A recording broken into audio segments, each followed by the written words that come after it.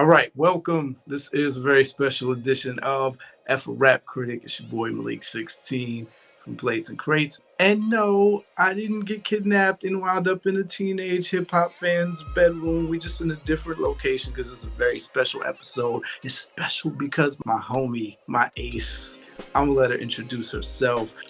Who you be? What up? Thank you so much for having me on Swan. And I'm just happy to be here to talk some shit with you about good music. Can you tell the people what you represent and where they could find you if they wanted to, if they needed to? And I think they need to. Absolutely. So they could check me out at blacklikevanilla.com. Also, Black Like Vanilla on Instagram and Facebook and Twitter. Black Like Vanilla is a space for us melanated people to learn about Black history, Black culture, Black news, and all things Black excellence. An opportunity for us to be able to tell our stories on our terms. And I'm really grateful to be able to have that platform, to be able to share our history and to make history, kind of see myself as a historian in a way. Yes, you indeed are. If I'm a hip hop historian, you are a Black historian, diaspora historian. I've learned so much just from, checking random posts that pop up in the feed. And I love, I'm always a fan of the ones where you got to continue sliding because I'm like, ooh, there's more, right? It's an information hub, and it's a way to raise awareness, for people who need a little bit more in their life. We could all use a little bit more daily awareness. And Absolutely. The very shirts that we happen to be rocking are products of that very establishment, that Black Like Vanilla, Yeah, I'm trying to make that a conversation piece because vanilla's not white. The only thing white about vanilla, two things white about vanilla: the ice cream and the lie. Quotes, bars, exactly. Bars. I was paying homage to an idea that she threw across the board when we were like coming up with ideas for a podcast and the show a few years back, and she was like, yo, I used to love it. And I'm like, that's gonna make its way into the show somehow, and here we are. The very album that we are going over today is the album that contains that song. It's one of Swan's favorite albums, so we're doing this in honor of her being the special guest. It's been a long time coming. I wanted the first episode to be with her, but here we are, episode 10, and with no further ado, Resurrection by Common. 1994, it is Common's sophomore release, and he was still recording under the name Common Sense. That's before there was a lawsuit with some other, I think it was a ska band, had a legal issue because he couldn't use the name anymore. So this is the last album under the name Common Sense. This is category 1, where we go over the album itself, the product. And so the first dimension that we will talk about when we talk about the album is the production, the quality of the production. Swan, what do you think about the beats on this whole project? It's so smooth. Like, when I hear it, it puts me in a mindset, like I can't be angry listening to Resurrection. It's absolutely impossible. Like, as soon as you put that first song on, you hear the piano, it's over. This album only has 2 main producers. It's No ID, who everybody knows now, but they really didn't know back then, and Why Not, who ironically handled most of the production on the first album, and it was like a reversal. No ID did every track except for 2 that Why Not produced. And so what you're gonna hear on this album is a lot of jazzy influences, but they did it, their production was done in a way that still kind of stood out from the rest of the jazz rap that was going on in the era, because this is also mid-90s, so everything had gotten a little harder. So picture the hardest beats you can imagine with the jazziest. And we're talking about, whereas, I think Tribe and Large Professors were sampling some more of the like the smoky jazz club kind of jazz sounds, these guys were sampling like ragtime piano sounds. You're getting ragtime piano, you're getting flutes, you're getting a lot of things on the xylophone, end Yeah. of the spectrum. You know, they're playing with pretty sounds and they're not afraid to do it. And I think a lot of that gets complemented by how heavy the bass lines and the drum kicks are here. If you are a fan of boom bap, you're getting hit with boom bap on this album. Mm-hmm. So tracks like Some Shit I Wrote is a super boom bap track, which was produced by Why Not. But And then, that's my absolute favorite song off the album. really, That's my favorite song off the album. I did not see that coming. That's a way to end an album for sure. No, seriously. And then what's tricky here, there's a song called In My Own World and has Mm-hmm. No ID rapping on it. And it starts with a beat that's just as hard as Some Shit I Wrote. And I'm sure like the hip hop purists, the backpackers would really wanted Common to rap over that beat. Because then it goes from that intro, the way like DJ Premier used to do intros to beats and tease you with it and not do that, into this really like, you know, jazzy, you know, they're using that xylophone sound. Yep. And it's more playful. But you get all the bass lines are here pretty heavy and they help complement. So I think there's a nice marrying of those two modes. Absolutely. It's like smooth and gritty at the same time, but not gritty in a way that, you know, people would try and say like hip hop music is too aggressive. It had that aggressiveness to it, but I think that the instrumentation in it helped soften it in a way that made it stand out, you know? Yeah, you're absolutely right. I think the instrumentals of this album would be great road trip, just cruising. If you had to go somewhere for an hour, like the distance between like the Bay and Sacramento, the instrumental to this album would just put you somewhere different. If you're in traffic and you got that instrumental. So something to consider on a scale from 1 to 5 heartbeats. And yes, we'll get Swan's rankings after we're done with this episode. We'll come back. We'll see what she ranked. I have a feeling everything's going to be like 5s for her. 5. On a scale from 1 to 5 heartbeats, what do y'all rank the quality of the production on here? That takes us to dimension 2, which is the cohesiveness of that production. How well does all that production go together as an album? Sequencing wise, I was just reading the history of the making of this album, and No ID and Common were talking about their different approaches to how they structured it. And it's like Common was more concerned about what was being said and how they go back to back on songs, like based on what was being said on the songs. And No ID was more about, you know, sonically, how does this song sound coming after that song? And I think whatever compromise they came up to, it worked well, because you get, what's the first 3 songs? The first 3 songs, you know, you got Resurrection, Watermelon. Resurrection, I Used to Love Her, Watermelon, and then it goes to Book of Life. So as most good albums start, you get your first 4 songs usually should give you some kind of range, and you get that. By the time you get to Book of Life, you're like, oh, okay.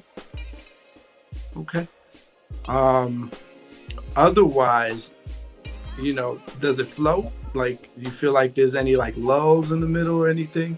It flows perfectly, because especially coming off of the first album and then just starting it with Resurrection, it was almost like setting the tone, right? And then it follows up with I Used to Love Her, and then to go straight into Watermelon. I just feel like Common built up that album in a way that it was like, okay, let me reintroduce myself, and then end it with Some Shit I Wrote. It was like, now this is who the fuck I am. So it was a beautiful journey into the evolution of him as an artist in that stage.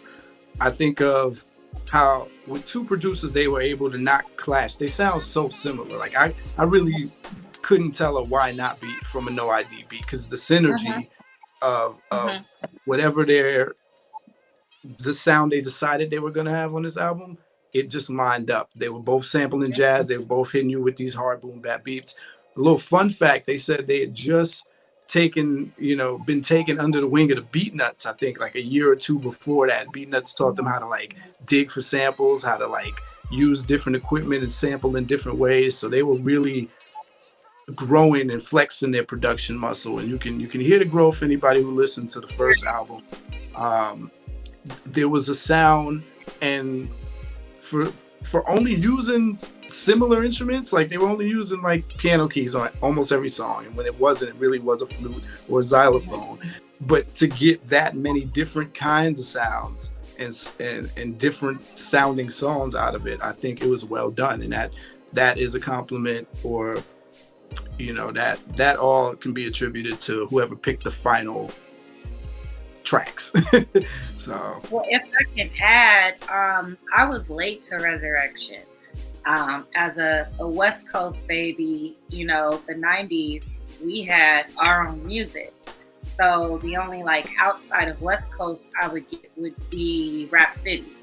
And Common in 94 wasn't Rap City friendly at all. I did hear I Used to Love Her, but I was like, okay, whatever. But it wasn't until Howard, one of my homeboys, put it on, and I was like, oh, wait a minute, like this is kind of dope. And I fell in love with that album. So that kind of just speaks to like its timelessness in a way, because the fact that I could pop that on in like 2003, having never heard it before, and to fall madly in love with it speaks to the production of that album.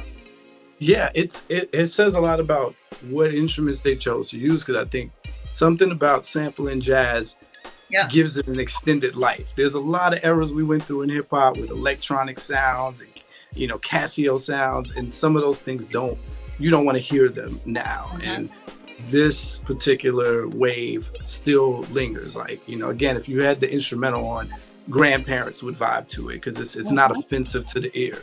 And with No ID in particular, he just knew when to bring in like these breezy sounds, and when to like blend them out, when to repeat them, when to build up the drums. So something for y'all to consider on the scale from 1 to 5 heartbeats, how cohesive was this album sonically, which takes us to dimension 3, the question of, was there a mood or tone to the album overall? You mentioned how the album affects your mood, but do you feel like this album had a mood to it?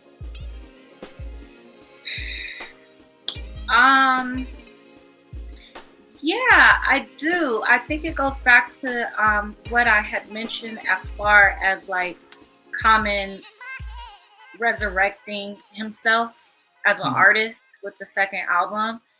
And I feel that the mood was like, y'all are gonna put some respect on my name.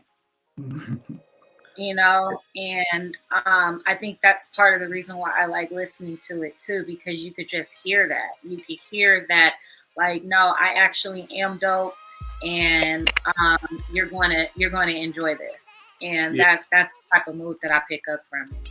Yeah, I agree. I feel like this is not an album that has a heavy theme to it or like one particular mood, but what you do hear all throughout it is, I think Common kind of coming to this space of acceptance. I had read, I listened to the audio book he had put out a couple years ago called like Bluebird Memories, and he was talking about how devastated he was over the first album not selling anything, like going the definition of wood.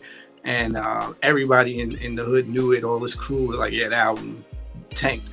And this, I think, was him saying, okay, I'll be that underground artist. I will embrace being an underground artist. I think it comes through in a lot of the stuff he's saying and the beats he chose. And we'll talk more about that in other dimensions. But yeah, I think that's about it. He said he felt like this was a rebirth, because he said the defining moment was that he wasn't invited to the Midnight Marauders cover by Tribe Called Quest. He's like, I'm in the game. Y'all didn't ask me to be on the cover. So he's like, I gotta step up. Yeah, so I think that's about all you get as far as a theme or a tone or a mood. But we want to hear what y'all think. Something to consider on the scale from 1 to 5 heartbeats. Dimension 4. Song distinction or repetition of the words and sounds. I think we just kind of touched on this. Like, the beats don't really repeat. They stay within this vein of like jazz production, but I don't think there's any one beat on here that sounds like another beat where you're like, man, this sounds like that. What about what you think? No, I think that each song gives you a different flavor, but they all fit within, like, they all complement each other, you know? um, which is nice because sometimes, you know, when you're listening to an album, and especially, I mean, like the 90s were hit and miss in a way. Like some albums had like four good songs, and we were okay with that because that's all we had. And then other albums were just back to back to back to back to back to back to back. Right. And his album was obviously just press play and go, and you're taken on a trip, and it doesn't sound like a repeat of anything. You know, if anything, it has you going back and you're like listening a little bit harder, the beat switch, or you know, just the different sounds. Like when I heard Ahmad Jamal, the jazz artist, when I started listening to his music, and I was like, oh snap, that's Resurrection. Yeah. It blew me. It blew my mind. Oh, that's beautiful. Yeah, yeah. It's just like, yeah, you can tell they're all from the same family, but there's no repeats here. And the same with words. Like this is not an album. The only thing that gets repeated is Common shouting out his block and his crew. You're gonna hear a lot of UAC, the Un-American Caravan crew that he talks about 87th Street, his block, his section of Chicago South Side. But words wise, he's just spilling words on this album. There's not any repetitive laziness when it comes to saying the same things. So yeah, something to consider on a scale from 1 to 5 heartbeats. That takes us to one of my favorite dimensions, dimension 5, the amount of content versus the amount of songs on this album. I think there are 15 tracks, but only 13 of them are songs. Is Common talking about anything on this album? Is there enough content to make that 13 balanced? Absolutely. I mean, you know, if anything, I feel for this album, Common was like, I'm not gonna dumb it down. You know, like, okay, my last album flopped, and you would expect me to kind of go on a more commercial route. And actually, I'm kind of gonna double down and get really smart on you. You know what I'm saying? So yeah. Yeah, I think you got, you know, we mentioned Book of Life. And I think for a lot of people, that's their first time hearing Common talk about anything substantial. He's going in, he's got lines there talking about his habit of like drinking and how it's becoming a problem. And this is something Common's talked about on and off the record before. Like he really was in a period of his life where he was like in the bottle heavy, and he made like a decision to like step away. He's talking about wasting time, wasting money, you know, something I could relate to. He went to an HBCU. I think he went to FAMU. Came back home. He was like, I did 14 years of school and experience is my best teacher. And you could say maybe that's probably the only straightforward song where there's like, I'm talking about some reflective, deep contemplative stuff. This is still not the Common that we got to know. The way everybody knows Common now, he's the go-to guy. You want like a positive conscious rap, go call Common, right? This wasn't him yet. He still was. Yeah, there was the next album where he started. You could tell he was in the books, boy. But hitting people. To be honest, though, I miss this Common. You know, like I think my last like real Common album that I rock with was B. Yeah. Because it still just had it kind of was a resurrection in a way, but the 2004, 2005 version of it. You know, I'm happy he found his positive role or whatnot, but I just want some lyrics. Yeah, I think I lasted a little longer. I rocked with him until like I think two albums after that, and I was like, man, you lost it. It's so amazing to hear. Well, we'll talk about that in a minute. But yeah, there's an earnest attempt to show his growth. Like you said, this album was all about him growing and maturing. And Book of Life it comes right in the beginning, middle to let you know, okay, this is, 2 years wiser.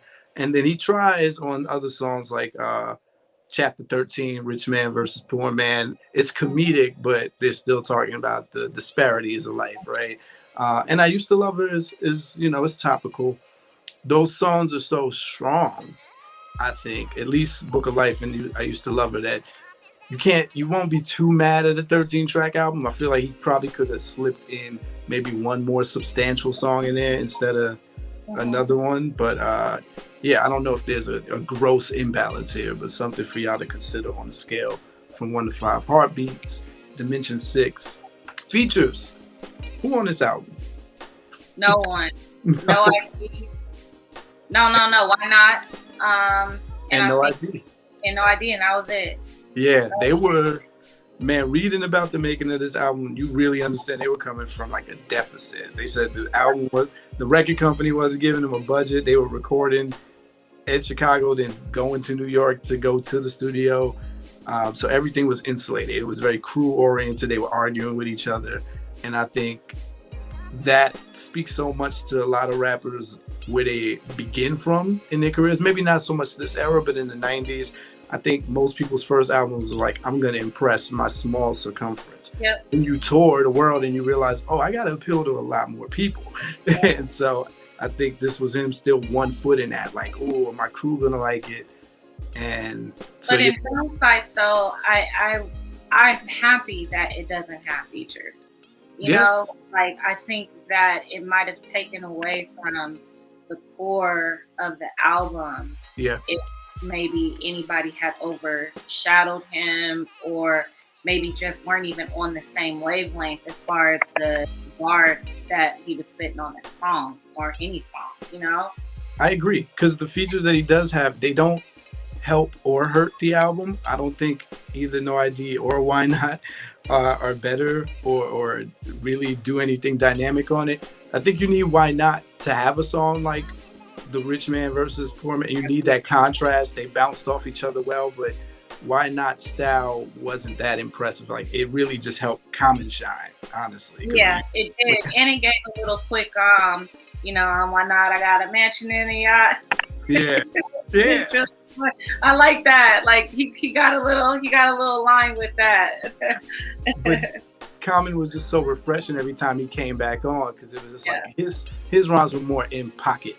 And I think it's the opposite on In My Own World. No ID's voice is pretty flat and not too gripping.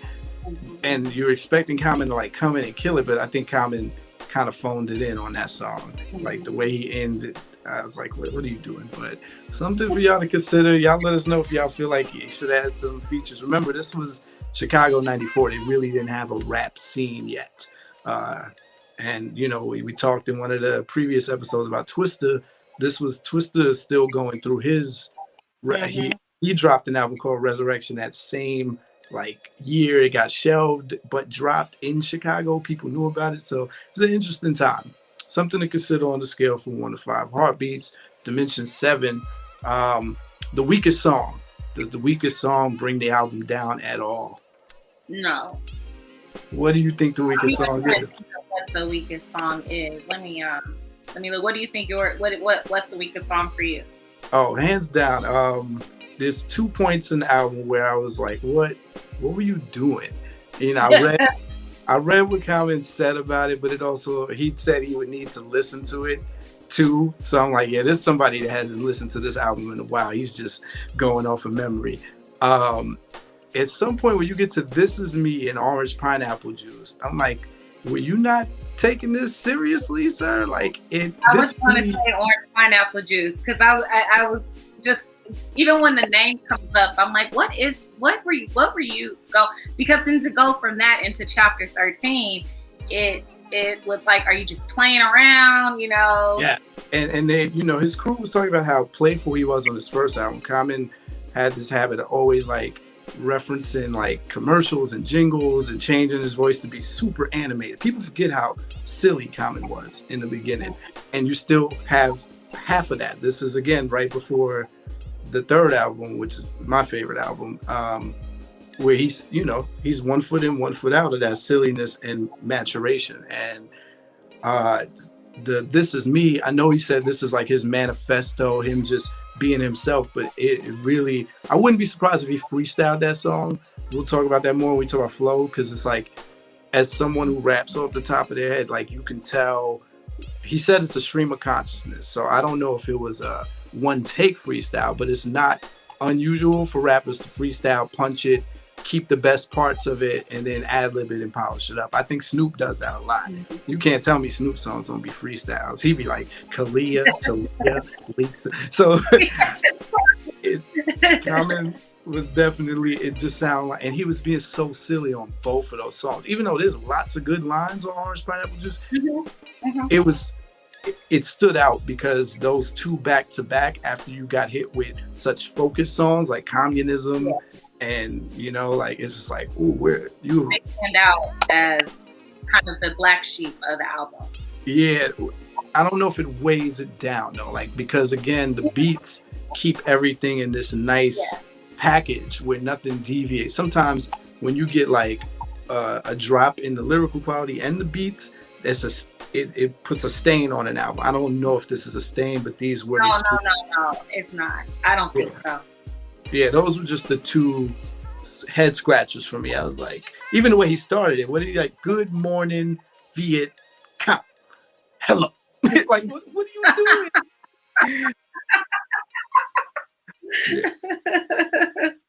So, but the hook was good. Come on.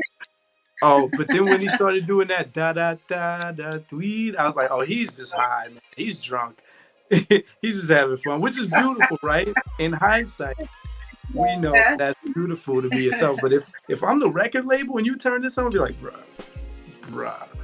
Yeah. So, something to consider on a scale from 1 to 5 heartbeats. What do y'all think is the weakest song? Dimension 8, Mass Appeal. Swan, how much mass appeal was this album ever gonna have? I think that it does for hip hop heads, but as far as like the general masses, I don't think so at all. And I kind of think that that's a gift and a curse, right? Because it's a curse because it's a shame. It's just a shame that the album doesn't get recognized for being like one of the greatest rap albums of all time. However, it's a gift because it is special to people who really do appreciate it, and so it's almost like being a part of a special club to where it's like, you rock a Resurrection too, all right, I knew you was cool, you know what I'm saying? Right. Yeah, it's a cult classic. And yeah, I agree with you. I don't know if for the time if it was gonna rock, and for now it's just I still think they were learning. Like I said, I think this is still that point in a lot of 90s rappers' careers where they were only focused on their small world, Chicago maybe, and I think he also embraced himself as an underground artist. So there were no songs on here that I could even foresee if I'm like, oh, maybe if they released it, there's nothing here that sounded like it was singles minded. Like this is he said maintaining sounded like it was like supposed to be the party hook, but his rhyme structure didn't really make it simple to like bop to. And I used to love it. I think that turned into an accidental hit, an underground hit. Yeah. It's just easy to listen to, but I still don't think that's like it's not a radio jam or club jam. It's a dope song, Yeah, I was listening. I mean, like I said, I always put on the album randomly because it stays in rotation. But I was thinking, like, if this came out today, I feel it could come out today because it does have a timeless sound to it. But he would be probably like a popular SoundCloud, Spotify artist, off of that album. But it still wouldn't be like radio, It's still, I don't know if that would get him booked at Coachella, Right. Even though this was 94, and I mean, back in 94, we had all kinds of unorthodox songs. You didn't have to have formula. I think that's why people liked that year so much, because it was free. Like Wu-Tang album cuts were singles on New York radio, but there's still, he said he didn't know how to make hooks back then too, which is why there were a lot of scratches for hooks on this album. And when he is doing, he said he was doing the yes y'all, because he didn't know anything else to say. So it all makes sense that this had a limited reach, and it has become a cult classic.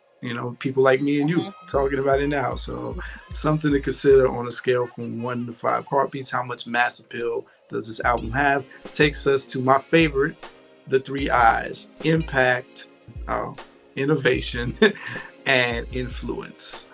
The impact of this album. So I still think this album has never gone gold. That's crazy. It's crazy. I think it only sold 2,000 copies this first week. Nuts. Yep. That's like, yeah. But I think it's like people like me, who found it late. And then especially if, like, luckily I found it before Common made the full turn into like this positive rapper. Right.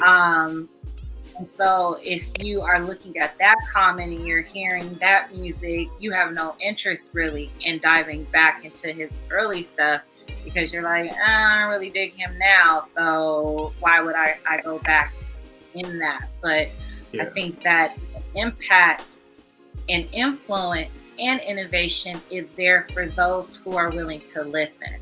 I say impact was low until everything on this album rides on the I Used to Love Her single. That's where Common got on a lot of people's radar. Like, I like Common Sense since I saw the first video from the first album. I was like, he's different.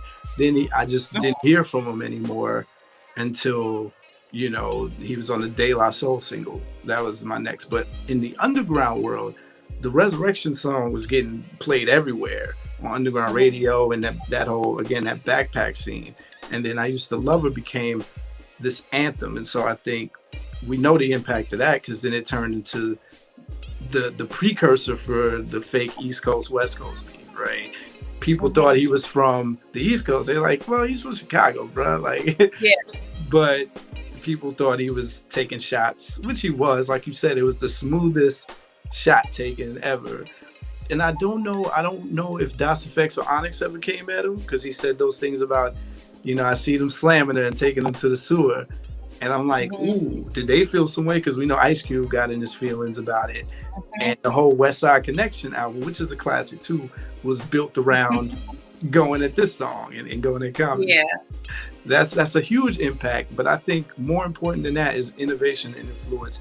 That song, even though there have been plenty long metaphors, conceits done in hip hop before, I don't know if anyone ever did it with so much commitment as Common. And I don't know if anyone ever rapped about a woman or a thing personified as a woman. And that forever changed the game. I know people say, Organized Confusion had a song called Straight Bullet. They were rapping from the perspective of Bullet. Nothing hit like Common rapping about hip hop as a woman and not letting you know till the very end.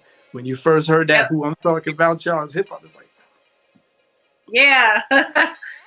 And it kind of like opened the door for like D'Angelo's Brown Sugar, like where people started making music and metaphors of talking about women, but they were really talking about something else. So that's like the influence and impact right there, for real.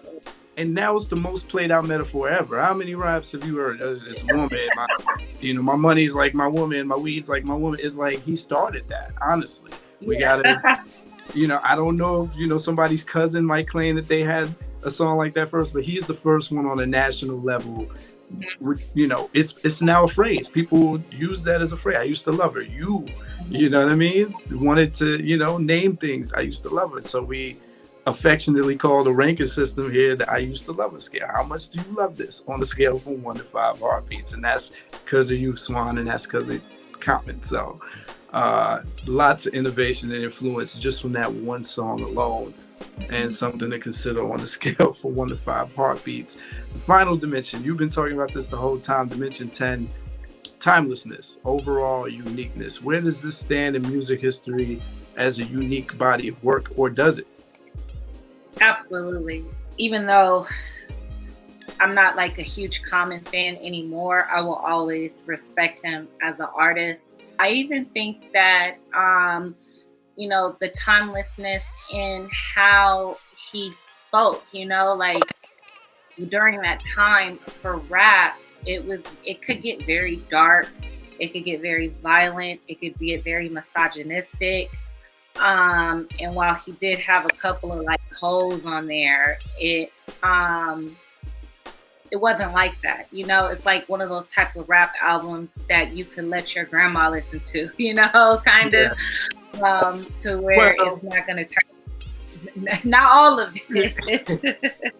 Some of the stuff that he was doing stylistically and lyrically on his set, it's still ahead of what's going on, 10 years after him. And then there's some timeless lines. I think on that he said like 7 years from now I'll probably have no hair, and that came true. Yeah, that came true. But would love to hear what y'all think about the timelessness. Also, having his father speak at the end, that creates this time capsule feel too. Like nobody was doing that. Any album where family shows up makes it something different.